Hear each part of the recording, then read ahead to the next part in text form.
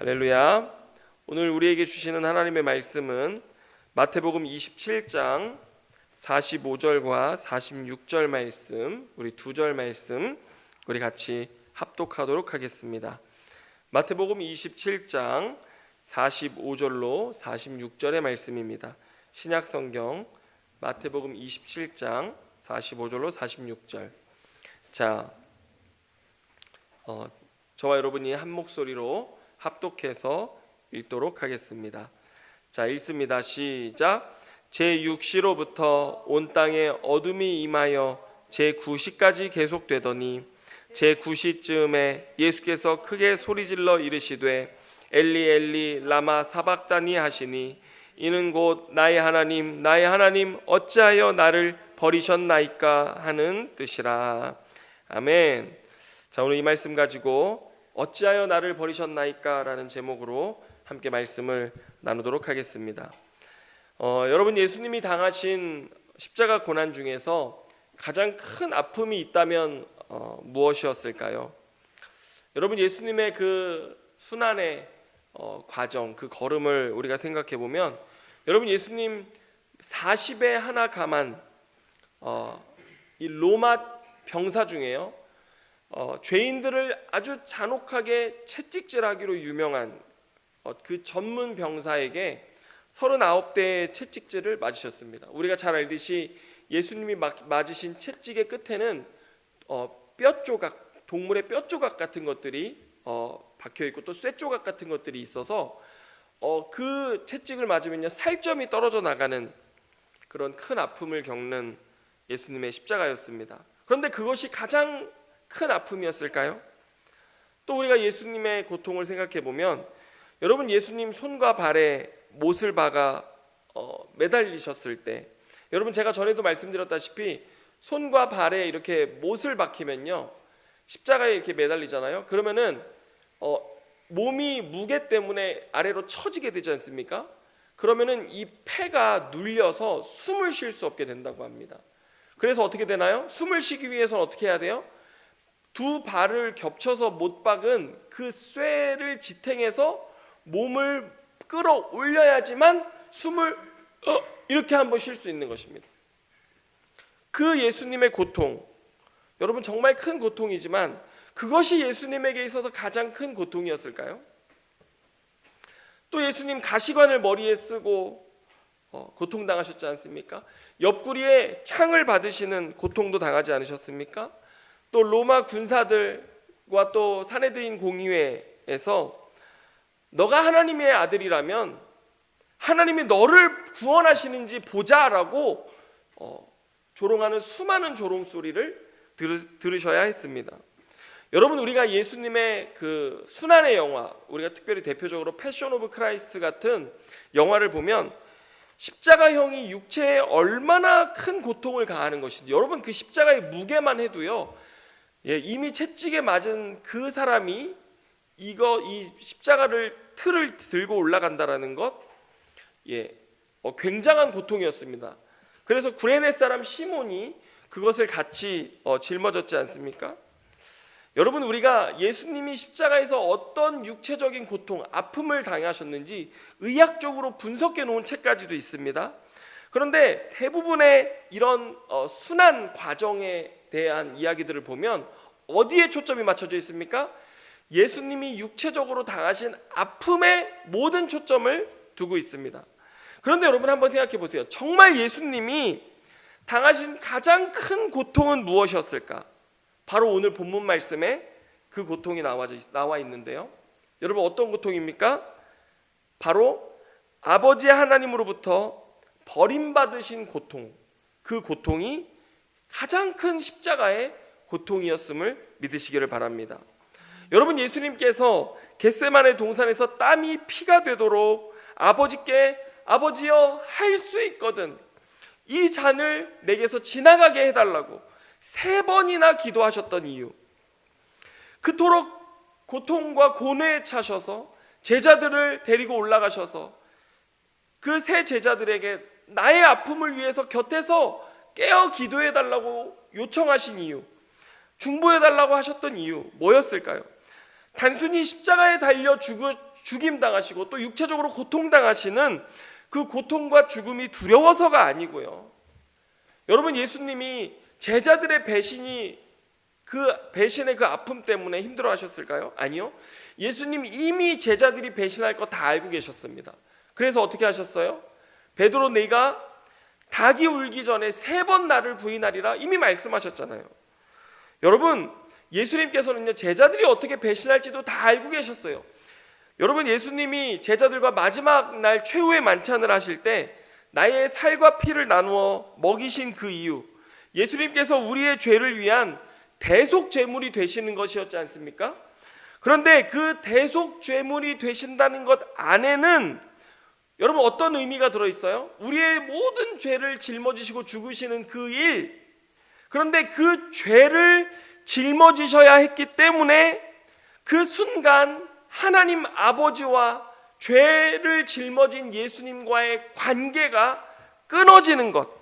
여러분, 주님이 가장 고통스러워하셨던 것 무엇이었냐면 그 관계가 끊어지는 것, 그것을 가장 고통스러워하셨던 것입니다. 여러분, 오늘 우리도 한번 이런 관점에서 죄를 생각해 봐야 합니다. 여러분, 우리는 신앙생활하면서 죄를 얼마나 가볍게 생각합니까? 여러분, 보통 이렇게 2가지 부류로 나눌 수 있어요. 죄를 짓고도 내 죄를 졌네, 하지만 회개하면 되지, 예수님께 회개하면 되지라고 생각합니다. 죄가 얼마나 심각한 것인지 우리는 크게 고민하지 않아요. 예수님 앞에 주일날 가서 회개하면 되지, 이렇게 생각합니다. 그런데 이런 분들보다 좀 더 진지한 부류의 사람들이 있는데, 그분들은 어떻게 하냐면 이제 평상시에 죄를 짓고도 그냥 지내요. 그러다가 갑자기 내 삶에 안 좋은 일이 일어나거나 두려운 일들이 경험되면요, 어떻게 되냐면 갑작스레 어떻게 말하냐면, 하나님, 제가 잘못했습니다. 제가 죄를 졌습니다. 저의 죄를 용서해 주세요. 자기가 그동안 어떤 죄를 지었는지에 대해서도 별로 감각이 없어요. 하지만 내가 죄를 지었기 때문에 이런 일이 생긴 것이 아닌가라고 하는 두려움 때문에 막 회개하면서, 주님, 이 죄를 용서해 주세요. 주님, 제가 잘못했습니다. 제가 죄인입니다. 라고 무조건 회개하는 사람들, 이런 사람들이 있어요. 여러분, 이 2가지 범주, 대부분의 신앙인들이 이 안에 들어갑니다. 하지만 여러분, 이 2 부류에게 있어서 가장 결정적인 문제는 무엇이냐면 죄에 대한 민감성이 없다라고 하는 것입니다. 여러분, 그런데 오늘 본문은 예수님이 십자가상에서 말씀하신 가상칠언, 십자가 위에서 하신 7가지 말씀 중에 제4언이거든요. 4번째 말씀인데, 여러분, 우리가 죄에 대해서 얼마만큼의 경각심을 가져야 하는지를 말해주는 본문입니다. 여러분, 46절 말씀 우리 한번 다시 읽어볼까요? 우리 다시 큰 소리로 한번 읽어보겠습니다. 시작.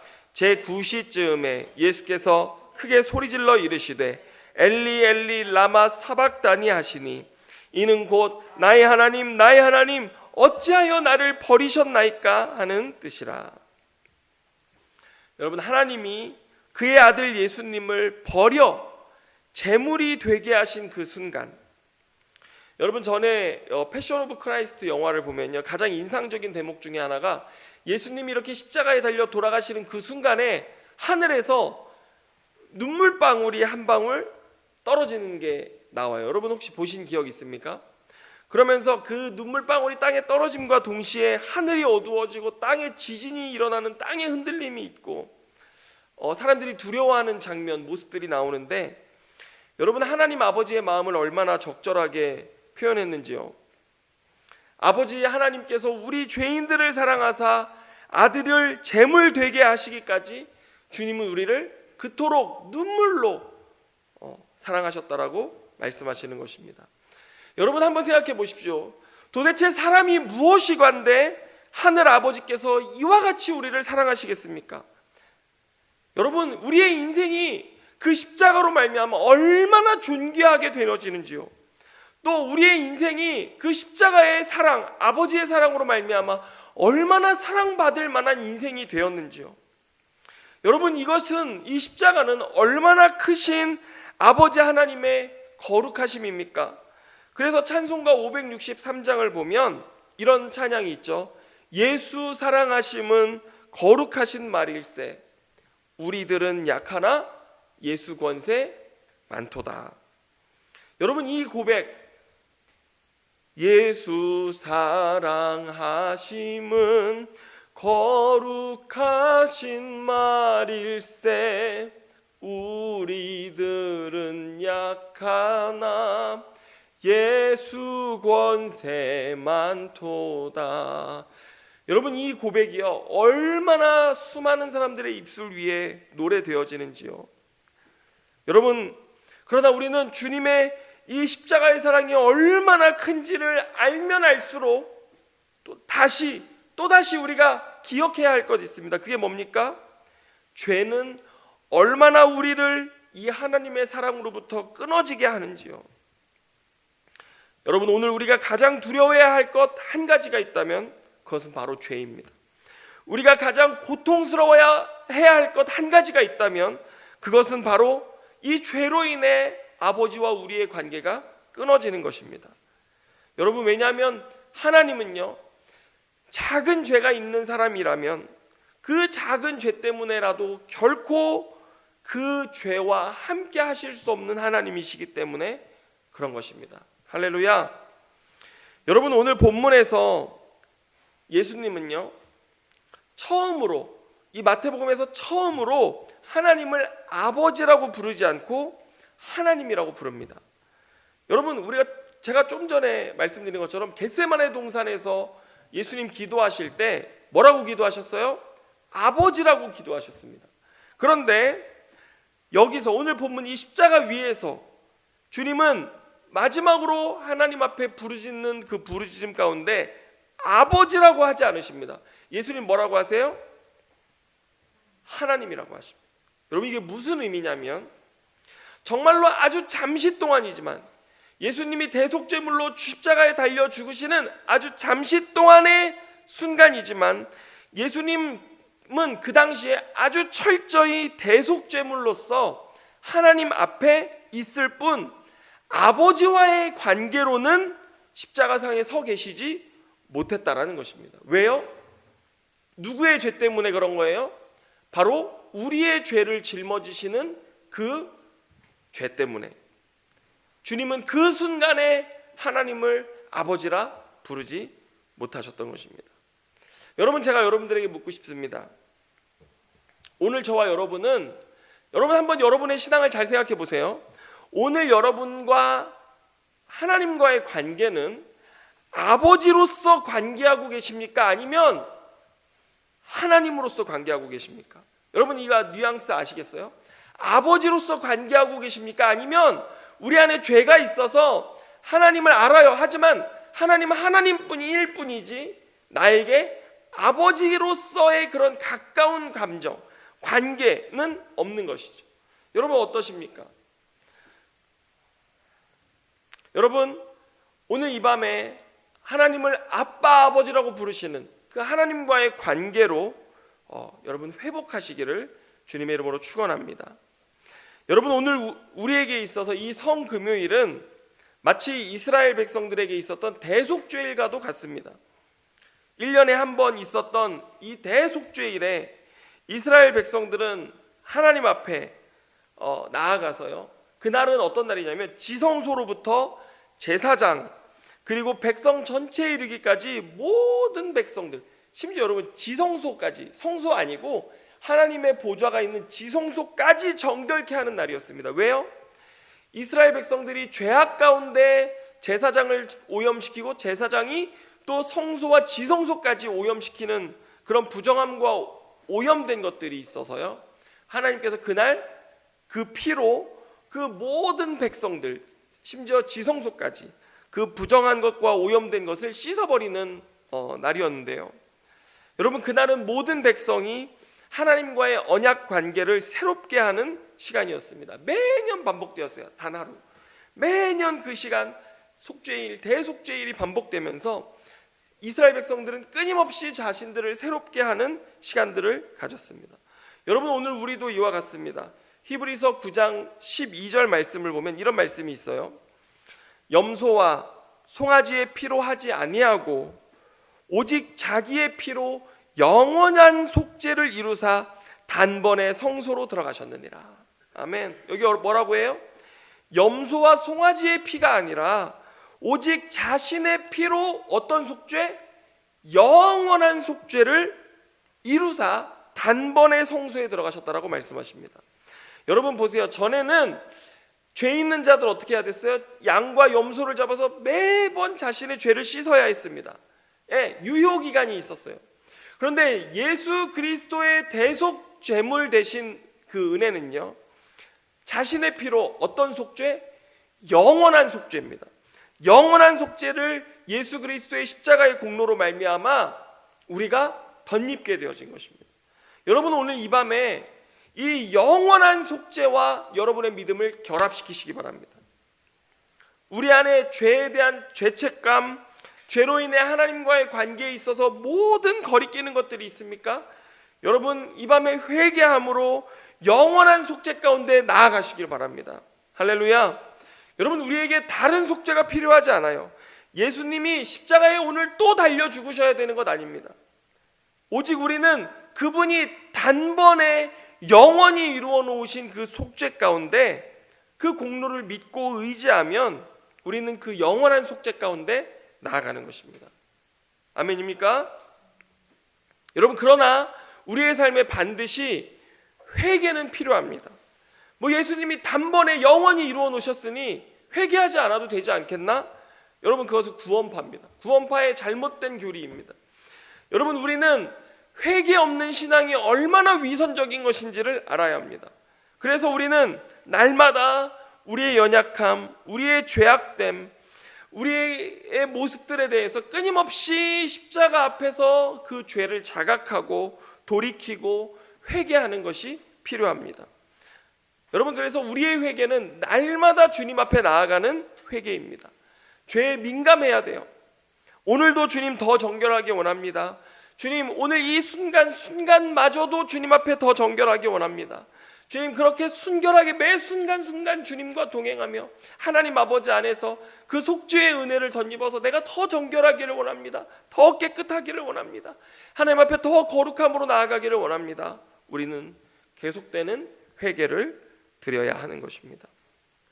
여러분 또 하나 오늘 본문 가운데서 우리가 주목해 봐야 할 것이 있는데요, 예수님은 십자가에서 달려 죽으시잖아요. 대속제물이 되시잖아요. 그럴 때 하나님이라고밖에 부르지 못하지만 그 앞에 뭐라고 수식어가 붙습니다. 뭐라고 붙습니까? 나의 하나님, 나의 하나님 이렇게 말합니다. 여러분 나의라고 하는 말이 붙습니다. 그걸 두 번 불렀다라는 건 뭐냐면요, 유대인들에게 이 두 번 부른 것은 확실한 사실이자 확실한 증거를 뜻하는 것입니다.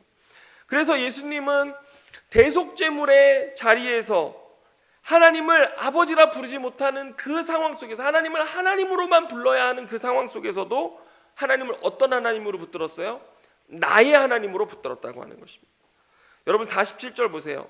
47절 마태복음 27장 47절 보면 거기 섰던 자 중에 어떤 이들이 듣고 이르되 이 사람이 엘리야를 부른다 하고 이렇게 말하거든요. 왜 그랬냐면 히브리어로 주님 뭐라고 하셨어요? 엘리 엘리 이렇게 부르셨잖아요. 엘리 엘리. 그럼 누굴 부르는 것 같아요? 마치 그렇죠? 엘리야 부르는 것 같잖아요. 그래서 백성들은 그 엘리야 부르는 줄 알았다는 거예요. 근데 아닙니다. 하나님을 어떤 하나님으로 붙든 거예요? 나의 하나님, 나의 하나님으로 붙들었다라고 하는 것입니다. 여러분 이게 중요합니다. 우리가 아무리 죄악 가운데 있더라도 오늘 하나님을 어떤 하나님으로 붙들어야 합니까? 나의 하나님으로 붙들어야 합니다. 여러분 하나님을 나의 하나님으로 붙들 때 내 안에 죄가 있어요. 죄책감이 있어요. 죄의 그 눌림이 있어요. 하지만 그 순간에도 하나님, 제가 하나님을 정말 아버지로서 하나님 아버지와의 관계로서 하나님과에 서 있지 못하지만 하나님 내가 오늘 이 시간에 하나님은 여전히 나의 하나님이십니다라고 우리가 붙들고 주님 앞에 나아갈 때 하나님은 결코 우리를 버리지 아니하시고 우리를 붙들어 주실 줄로 믿습니다. 하나님 우리 그렇게 붙들어 주시는 거예요. 여러분 이 성금요일에 우리와 하나님과의 관계가 나의 하나님으로 더 나아가 아바 아버지와의 관계로 더 깊이 나아가는 그 열린 길로 나아가는 시간 되시기를 축원합니다. 여러분 우리가 매년 성금요일을 보내는데요, 이때는요 갱신의 시간이에요. 관계를 갱신하는 시간이에요. 나의 하나님, 나의 하나님, 아버지와의 관계를 온전히 회복하는 시간인 것입니다. 자, 여러분 이제 우리가 27장 50절로 51절 말씀을 또 다시 한번 읽어보겠는데요. 같이 읽습니다. 시작. 예수께서 다시 크게 소리 지르시고 영혼이 떠나시니라. 이에 성소 휘장이 위로부터 아래까지 찢어져 둘이 되고 땅이 진동하며 바위가 터지고. 여러분 예수님은 오늘 자신을 대속죄물로 드리시면서까지 정말 우리에게 주기 원하셨던 것이 있었습니다. 그게 무엇일까요? 여러분 예수님의 영혼이 떠나가실 때 몇 가지 일들이 일어났습니다. 그러나 그 중에 가장 중요한 것, 우리가 주목해 봐야 할 것이 있는데 그게 뭐냐면 여러분 여기 51절에 뭐라고 그랬어요? 성소의 휘장이 위에서 아래까지 찢어져 버린 것입니다. 여러분 본문에 이 성소의 휘장이 찢어진 사건은요 뭘 뜻하는 거예요? 예수 그리스도의 십자가로 말미암아 이제 더 이상 성전의 제도, 이 양과 소를 잡아 하나님 앞에 나아갔던 그 성전 제도가 어떻게 된 거예요? 끝이 나고 이젠 우리가 언제든지 예수 그리스도를 통해서 누구에게 나아갈 수 있는 거예요? 하나님 아버지께로 나아갈 수 있는 길이 열렸다고 하는 것입니다. 여러분 우리 대부분 여기까지 압니다. 다 이건 알아요. 그래서 그래 예수님 날 위해 죽으셨지, 지성소 들어갈 수 있는 휘장을 찢어서 열어주셨지, 알아요. 그런데 한 가지 더 중요한 사실이 있습니다. 여러분 우리가 누가복음 15장 20절에 보면 탕자의 비유가 나와요. 이 탕자의 비유를 오늘 이 휘장이 찢어진 것과 같이 매칭해 보면 더 큰 은혜가 있음을 우리가 알 수 있는데, 여러분 15장 20절 누가복음 15장 20절에 보면 이런 말씀이 있습니다. 자, 탕자가 이제 아버지께로 돌이키거든요. 그랬더니 이렇게 말합니다. 이에 일어나서 아버지께로 돌아가니라. 아직도 거리가 먼데 아버지가 그를 보고 측은히 여겨 달려가 목을 안고 입을 맞추니. 아멘. 자, 여러분 보세요. 자, 여기서 성소의 휘장이 찢어진 것이 무엇을 의미하는지 아주 기가 막힌 이 의미를 알 수 있게 되는데, 여러분 탕자가요 아버지께 자신이 죄악을 범한 것을 회개하고 스스로 돌이켜서 이제 일어나 아버지께로 돌아가기 시작합니다. 그런데 그 순간 아버지는 탕자가 아직 멀리 있는데도 불구하고 어떻게 하셨어요? 보시고, 그리고 나서 어떻게 했었어요? 달려나가셔서 그 아들의 목을 안고 입을 맞추셨다라고 하는 것입니다. 여러분 생각해 보세요. 이제 예수 그리스도로 말미암아 성전의 휘장이 찢어졌습니다. 지성소의 휘장이 찢어졌어요. 그런데 그 찢어진 휘장 사이로 뛰쳐나오시는 한 분이 계시는데 그게 누구세요? 하나님 아버지시라는 것입니다. 여러분 우리가 담대히 담력을 얻어 예수 그리스도의 보혈로 말미암아 휘장 가운데, 성소 가운데 나아가야 되는 건 맞죠. 하지만 더 중요한 건 뭐예요? 우리가 하나님께로 우리의 마음을 돌이킬 때 하나님은요 찢어진 성소를 박차고 나오셔서 우리를 안으시는 사랑, 탕자의 아버지의 사랑으로 우리를 안아주시고 입을 맞추시는 하나님이라고 하는 것입니다. 여러분 아버지의 사랑이라고 하는 것은요 휘장을 찢고 달려 나오시는 사랑인데, 여러분 제가 신혼 때 저희 신혼집에 이 영광이가 태어났는데 에어컨이 없었어요. 딸의 집에 손주가 태어났는데 에어컨이 없다는 소식을 장인어른이 들으시자 어떻게 하셨는 줄 아십니까? 당시에 문도 번호키가 있었던 게 아니에요. 열쇠로 여는 거였거든요. 근데 장인어른께서 열쇠로 문을 따고 들어오셔서 에어컨을 달아버리시는 사랑. 이거 누구의 사랑이에요? 아버지 사랑이에요. 그냥 에어컨을 삼성으로 그냥 제일 좋은 걸로 그냥 딱 벽에다 달아놓고 침대 위에다 딱 달아놓고 가버리셨어요. 여러분 이게 아버지의 사랑입니다. 오늘 하나님 아버지께서 오늘 이 밤에 우리가 죄악과 어둠 속에 있을지라도 하나님 아버지께로 내가 이 성금요일 돌이켜야지. 하나님, 나의 하나님, 내가 하나님 앞에 아버지의 관계로 이제 하나님과 더 친밀하게 아버지께로 내가 돌아가기를 원합니다라고 우리의 마음과 우리의 가슴을 돌이키는 순간 찢어진 휘장 사이로 달려 나오셔서 우리를 안으시는 하나님의 은혜가 오늘 우리에게 있다라고 하는 것입니다. 여러분, 우리는 돌이키기만 하면 됩니다. 하나님이 달려 나오셔서 우리를 안아주시는 그 사랑, 이 아버지의 클래스, 이것을 우리가 경험하게 되는 것이죠. 여러분, 오늘 예수 그리스도께서 십자가에서 우리의 죄를 위해 달려 죽으셨을 때 주님은 휘장을 찢으시고 우리를 향해 달려 나오신 것입니다. 오늘 이 밤에 우리 모두 다시 아버지 하나님께로 나아가서 주님의 사랑 안에 우리를 안아주시는 영원한 주님의 그 사랑 안에 거하는 이 밤 되시기를 주님의 이름으로 축원합니다. 우리 같이 기도하겠습니다.